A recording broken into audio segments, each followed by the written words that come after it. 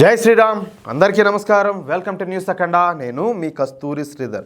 మిత్రులారా, పాకిస్తాన్ తీవ్రవాదులు హైదరాబాద్ పైన దాడులు చేసేదని కుట్ర పన్నారంట. సరే, అసలు ఏం జరిగింది ఏందనేది ఈ న్యూస్ ద్వారా మీకు క్లియర్గా మీకు అర్థమయ్యేటట్లు చెప్పే ప్రయత్నం చేస్తా. ఓకేనా? డేవిడ్ హెడ్లీ, ఈ పేరు మీరు వినే ఉంటారు. వీడి అసలు పేరు వచ్చేసి దావూద్ సయ్యద్ గిలానీ. వీడు ఒక పాకిస్తానీ అమెరికన్ అనమాట. అంటే వీడి నాయన వచ్చేసి పాకిస్తాన్ వాడు, వీళ్ళ అమ్మ వచ్చేసి అమెరికా అమ్మ. కాబట్టి వీడికి అమెరికా పౌరసత్వం వచ్చింది. అర్థమవుతుందా? వీడు అమెరికాకు పోయినాడు అనుకో, డేవిడ్ హెడ్లీగా చలామణి అవుతాడు. ఇక్కడికి పాకిస్తాన్ కన్నా వచ్చాడు అనుకో, ఇక్కడ దావూద్ సయ్యద్ గిలానీగా ఈ పాకిస్తాన్లో చలామణి అవుతాడు. అంటే డబుల్ యాక్షన్ చేస్తాడు బిడ్డ. మామూలు కథలు కాదు వీడికి ఉండేది. కానీ ఈ David Headley alias Dawood Sayyed గిలానీకు పాకిస్తానీ అయినటువంటి తన తండ్రి అవలక్షణాలే ఎక్కువగా వచ్చినాయి. తన తండ్రిలాగానే తీవ్రవాద సంస్థలతో సంబంధాలు పెట్టుకున్నాడు. తద్వారా అనేక బాంబు పేలుళ్లకు, తీవ్రవాద ఘటనలకు బాధ్యుడిగా నిలబడినాడు. సరే, ఇక విషయం లేకొస్తే 2008 ముంబై పేలుళ్లకు బాధ్యుడైనటువంటి తహూర్ హుస్సేన్ రాణాను ప్రస్తుతం మన భారతదేశం అమెరికా నుంచి జుట్టు పట్టుకొని ఈడ్చుకొని తీసుకొచ్చి బొక్కలు వేస్తున్నది.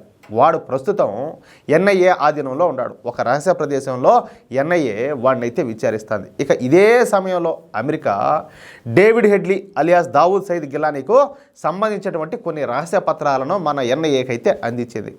వాటి ద్వారా కొన్ని విస్తుగొలిపేటటువంటి వాస్తవాలన్నీ కూడా వెలుగులోకి వచ్చినాయి. అప్పట్లో ఈ డేవిడ్ హెడ్లీ గారి హిట్ లిస్ట్లో మన హైదరాబాద్ కూడా ఉండదంట.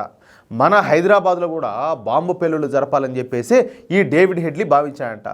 ఈ డేవిడ్ హెడ్లీ మొదట ఈ లష్కరే తోయిబా తీవ్రవాద సంస్థతో సంబంధాలు పెట్టుకున్నాడు. భారత పైన యుద్ధం ప్రకటించినటువంటి లష్కరే తోయిబా తీవ్రవాద సంస్థను ఎంచుకుని మరీ దాంట్లో జాయిన్ అయినాడు. అంటే వీడికి భారతదేశం అంటే ఎంత వ్యతిరేకతో, ఎంత కోపమో ఒకసారి మీరు అర్థం చేసుకోండి. ఇకపోతే లష్కరే తోయిబాతో కలిసి మన భారతదేశంలో బాంబు పేలుళ్లకు ప్లాన్ చేయడం మొదలుపెట్టినాడు. ఈ క్రమంలోనే వీడు లష్కరే తోయిబా నిర్వహించేటువంటి ఒక తీవ్రవాద శిక్షణ శిబిరంలో పాల్గొన్నాడు.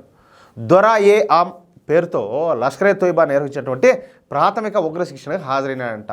ఈ శిక్షణను 21 రోజుల్లో పూర్తి చేశాడు.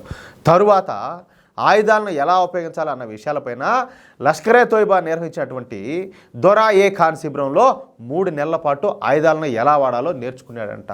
ఆ తర్వాత మళ్ళీ తీవ్రవాద సహచరులతో నిరంతరం ఎలా సంప్రదింపులు జరపాలన్న అంశాలను తెలుసుకోవడానికి లష్కరే తోయిబా నిర్వహించినటువంటి దొరా-ఏ రిబాత్ శిక్షణా శిబిరంలో 3 వారాల పాటు శిక్షణ తీసుకున్నాయంట.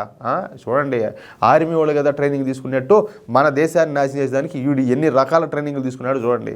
ఇక అన్ని రకాల శిక్షణా కార్యక్రమాలు పూర్తయిన తర్వాత లష్కరే తోయిబా ఈ డేవిడ్ హెడ్లీ గాడికి హైదరాబాద్లోనూ అలాగే రాజ్కోట్లో ఉన్నటువంటి చమురు శుద్ధి కర్మాగారాన్ని పేల్చేయమని చెప్పేసి వీడికి ఆదేశాలు జారీ చేసిందంట. ఎవరు?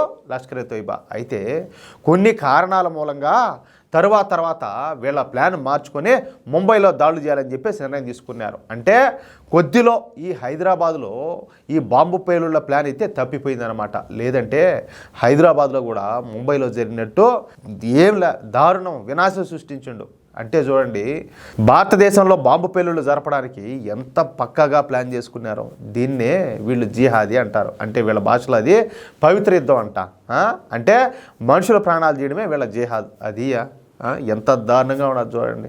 అందుకనే ఈ పాపం అంతా పండి పాకిస్తాన్ వాళ్ళకు మింగడానికి రొట్టి కూడా లేక సత్సాన ఆడబడి. అంతేనా కదా? అది విషయం. మిత్రులారా, ఈ న్యూస్ కనుక మీకు నచ్చినట్లయితే ఖచ్చితంగా ఈ న్యూస్ నలుగురికి షేర్ చేయండి. అదేవిధంగా ప్రతి ఒక్కరు కూడా మీ యొక్క అమూల్యమైన అభిప్రాయాలను తప్పనిసరిగా కామెంట్ చేయండి. ఇంకో విషయం ఏంటంటే, ఇంతవరకు మీరు కనుక మన ఛానల్ని సబ్స్క్రైబ్ చేసుకున్నట్లయితే ప్రతి ఒక్కరు కూడా మన ఛానల్ని సబ్స్క్రైబ్ చేసుకోండి, సపోర్ట్ చేయండి ప్లీజ్. జై శ్రీరామ్.